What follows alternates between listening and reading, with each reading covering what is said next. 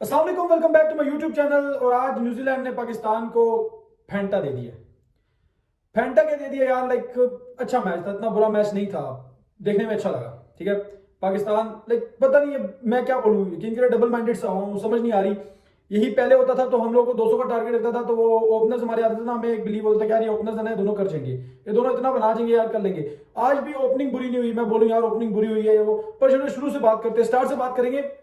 सबसे पहली बात मुझे ये नहीं समझ में आती, लोग गलतियों से सीखते हैं, हम गलतियां करते हैं इसलिए कि हम इनको दोहरा सके। हमें गलती करनी है, उसको दोबारा दोहराना भी है। टॉस जीत के अगर फ्लैट पिच है तो ऑब्वियसली यार उस पिच का फायदा उठाओ ना, उस पिच का फायदा उठाओ। ये क्या, मुझे समझ नहीं आई ये क्या मंतक है। पाकिस्तान की बॉलिंग जो है ना वो कब से हमारी लाइबिलिटी बनती जा रही है यार। एशिया कप में हम बढ़ गए, वर्ल्ड कप में हम बढ़ गए, ऑस्ट्रेलिया सीरीज में हम बढ़ गए, इधर भी हम बढ़ना है यार।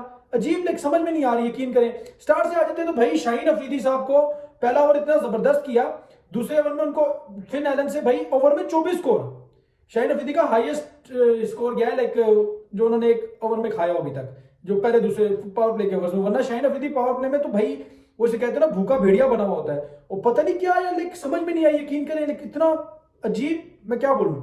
उसके बाद हमारा उनको फिन एलन को स्टार्ट मिल गया, फिन एलन ने थोड़ा बहुत लपेटा हमें। विलियमसन भी अच्छे खेले, विलियमसन इतना बुरा नहीं खेले भाई, जो टीम की सिचुएशन के मुताबिक बहुत अच्छे खेले। पर सबसे बड़ा जो कहते हैं ना कि इंपैक्टफुल पॉजिटिव इनिंग थी ना, वो थी अल्लाह भला करे आपका डैरल मिचेल।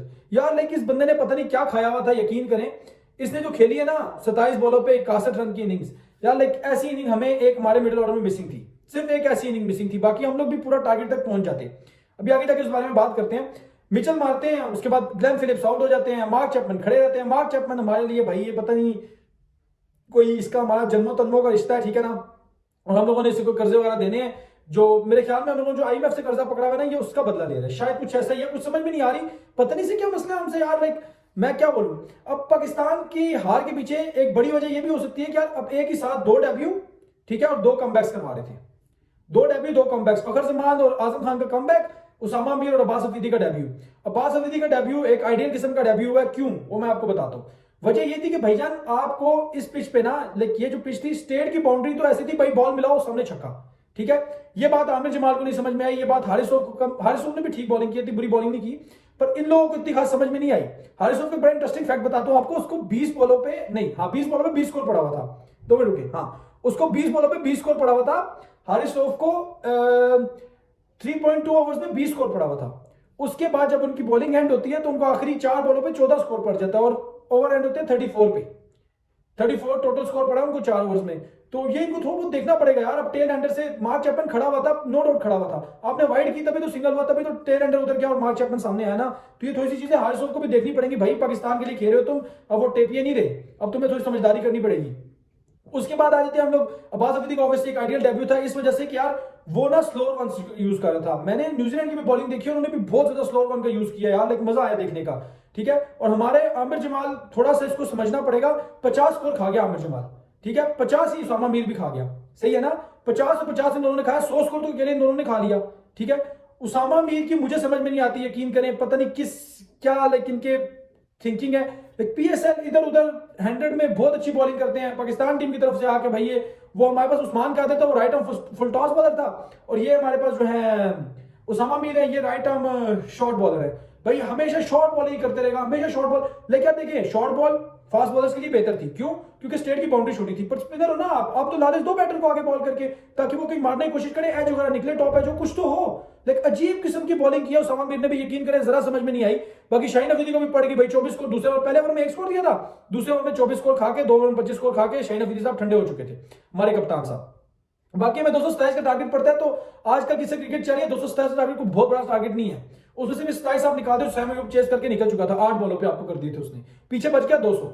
अब सैम अयूब ने एक बहुत ही तगड़ी इनिंग खेली, ऑब्वियसली वो एक वो भी है ना कि यार जो लक होती है ना उसका साथ देती है जो दलेर होता है, तो दलेरी थी उनकी, प्लस उन्होंने पहली बॉल पे आते साथ ही उन्होंने मारा टिम सऊदी को, उसके बाद जो उनको नो लुक शॉट, उसके बाद जो उन्होंने एक्स्ट्रा कवर के ऊपर छक्का मारा। लाइक सैम अयूब अच्छा खेल रहा है, बहुत अच्छा खेल रहा है माशाल्लाह, अल्लाह करे आगे ऐसे कंटिन्यू रखे, ये ना इसको भी अहमद शहजाद उमर अकमल की तरह नजर लग जाए, अल्लाह ना करे, तो बहुत बड़ा मसला हो जाएगा पाकिस्तान क्रिकेट के लिए। बाकी एक अच्छा पॉजिटिव साइन था। उसके बाद रिजवान अच्छा खेले, नो डाउट, बाबर भी अच्छा खेले। अच्छा बाबर के बारे में मैं जैसे ही मैच हम लोग को खत्म होता है थोड़ी देर बाद देखता हूँ ये इंडियन मीडिया एकदम से अपनी बाजी लेके आ गया, भाई बाजी पेश कर दी उन्होंने बाबर को, भाई तुम्हें क्या है, तुम्हें क्या मसला है सुशांत मेहता मेरे मुंह से गंदी बकवास सुनेगा, ये अजीब क्या बंदा है यार ये। आप ये चेक करें, बाबर आजम का स्ट्राइक रेट विलियमसन के स्ट्राइक रेट से काफी ज्यादा है। हम लोगों ने सिर्फ एक चीज मिस की है, जैसे डैरन मिचेल ने एक इनिंग खेली थी, हमारे पास मिडिल ऑर्डर में कोई बैटर नहीं था जो वो इनिंग खेलता। अब बाबर और रिजवान तक तो ठीक था, बाबर रिजवान ने भी आई थिंक 15 बॉल पे 25 किया है, 15 पे 25, हाँ 15 पे 25 किया रिजवान ने 14 पे, वो ठीक है, बुरा तो नहीं है। 178 का स्ट्राइक रेट है, बाबर का 162 का स्ट्राइक रेट था। अब मसला इतना सा था कि भाई बाबर के बाद जो आए हैं, बाबर के बाद फखर, इफ्तिखार और आजम खान, ये जो तीन प्लेयर्स है ना, इन तीनों को चाहिए था। मैं ये नहीं कहता कि यार आप डैरन मिचेल की पूरी इनिंग खेल देते, पर इतना मार्च चैपमैन ने 11 बॉलों पे 30 किया है, ठीक है, आप इतना कर देते, कोई एक अदर प्लेयर खड़ा होता हो कि भाई मारता। अब आजम खान के लिए देखें, मैं आजम खान का फैन हूं भाई, जिस तरह उसके छक्के हैं ना, अभी यहां पे नहीं चल पा रहा वो एक अलग बात है, पर आजम खान जब चलेगा तो मजा आएगा, और इन पिचेस पे जब चलेगा तो और ज्यादा मजा आएगा। यहाँ पे बॉल तेज आता है तो तेज को जितना तेज मारो उतना मजा आता है, देखने में भी मजा आता है, उसको भी मजा आएगा। पर अभी वो थोड़ा सा जो इंटरनेशनल क्रिकेट का जो प्रेशर होता है ना, वो उससे एब्जॉर्ब नहीं हो पा रहा, जहां तक मुझे लगता है। मुझे ये लगता है कि आजम खान को थोड़ा सा टाइम देना चाहिए था, इसको डायरेक्ट प्लेइंग 11 में ले आना, ये मेरे ख्याल में बहुत बड़ी बेवकूफी थी। आपको चाहिए था आप इसको एक दो दिन ऐसे ही बिठा, एक दो मैचेस ऐसे ही बिठाते, उसके बाद चांस देते, उसके बाद आप इसको बताए थे भाई अगले 3 मैच आप लगातार खेल रहे हो, आप सुकून से खेलो, कोई मसला परेशानी नहीं है। आपने उसको डायरेक्ट वहां से बुलाया, ठक करके टीम के अंदर डाल दिया, ये मेरे ख्याल में थोड़ी सी गलती हो गई है, मेरे ख्याल में थोड़ी सी गलती हुई आपसे। उसके बाद आजम खान ने उसको बेचारे का कमबैक था। इफ्तिखार और फखर का भी एक तरह से कमबैक था, पर फखर यार न्यूजीलैंड को पहले भी लपेट चुका है। फखर वो भी इस स्टोरी को विकेट देके जा रहा, भाई इतना सॉफ्ट डिसमिसल क्या है यार, ये मुझे समझ में नहीं आती है बात, यकीन करें मैं क्या बोलूं, सही है ना। अब फखर भी स्लो नहीं खेला, ठीक है, पर जो खेला किसी काम का नहीं था। फखर क्या खेला, 10 बॉलों पे 15 स्कोर, ठीक है। इफ्तिखार को देखें तो आप उसने 17 बॉलों पे 24। अब इफ्तिखार से बंदा ये उम्मीद तो नहीं लगाता ना, ठीक है। अब मैंने कुछ बंदों से मुंह से सुना है कि यार बाबर सिंगल कर रहा था तो इफ्तिखार, यार लाइक देखिए जो बंदा है जिसने एंकर करनी है ना इनिंग, केन विलियमसन को देख लें आप, आपके सामने एग्जांपल है ना, उसने एंकर करनी थी, उसने एंकर की, जिसने मारना था वो मार रहा था ना मिचेल। अब जो हिटर्स होते हैं, ठीक है, आप देखें मेरी सिंपल सी बात है, सैम यूब हिटर था, ठीक है, उसने मारा, रिजवान एंकर कर रहा था उस टाइम पे, रिजवान और बाबर आए तो रिजवान हिटिंग पे आ गया, बाबर एंकर कर रहा था, बाबर एंकर कर रहा था, बाबर ने वहीं से बाबर की एंकरिंग स्टार्ट हो चुकी थी, ठीक है, और बाबर की वजह से ही आप यहां तक मैच को लेके गए हो। यकीन करो बाबर अगर कहीं भी एक गलत रैश शॉट मार के आउट हो जाता ना, आप लोगों ने 150 भी नहीं करना था, ये बात आप लिख के रख लो, मेरी लिख के रख लो, आपसे नहीं होता था 150। अब मैं ये नहीं कह रहा कि बाबर ने सारा रन किया, ये हो गया वो हो गया, एंड में तो हम हार गए, पर जो बात है ना फैक्ट्स की, जो जेन्युइन बात होती है वो करनी चाहिए, ये फजूल की लटर पटर मुझे नहीं पसंद, ठीक है।